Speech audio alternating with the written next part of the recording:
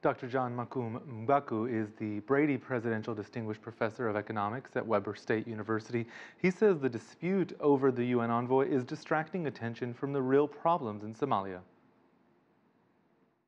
The real problem that we are having in Somalia now is that the federal government has not been able to establish a fully funded program through which militants who have indicated that they're giving up violence can be rehabilitated and given an opportunity to become citizens who can participate in democratic processes.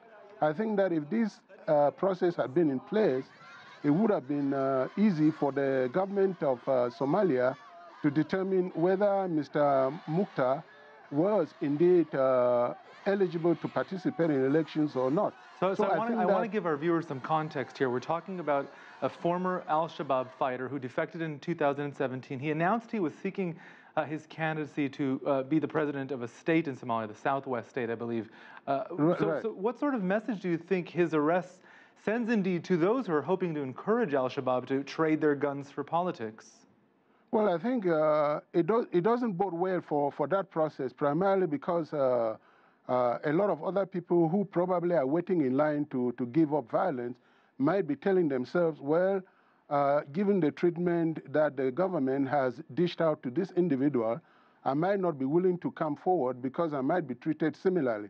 That is why I'm saying that for going forward, for the government of Somalia, it would be appropriate for them to come up with a process that is announced nationally and implemented at the highest level that allows the government to bring in individuals who have given up violence and put them through a process in which they are fully rehabilitated. And once that happens, then those individuals could be allowed to have the opportunity to participate in politics. Or at least the verification of that rehabilitation. But I want to ask you about the UN's actions here. Did the global body capitulate? And if so, what sort of message or perhaps warning sign does that send for other UN missions in other parts of the world? Well, I think that there is always this conflict between the United Nations, an external organization, and a sovereign country in that UN objectives are to maintain peace and security, but the interpretation of what constitutes peace and security may be quite different from the side of the UN when the UN is operating in a country, because how Somalia understands peace and security may not be the same way as how the United Nations understands peace and security. So I think that this problem between Mr.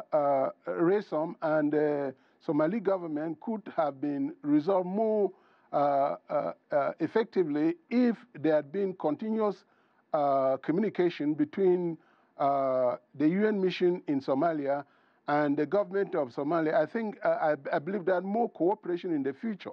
The government of Somalia and the UN have to understand that they have a common goal, and that is to bring peace to the Horn of Africa, to bring peace to Somalia, and secure an environment in which the people of Somalia can live together in peace and engage in development processes. If both of them, that's the UN and Somalia, understand that, I don't really see why they cannot work together to bring that about.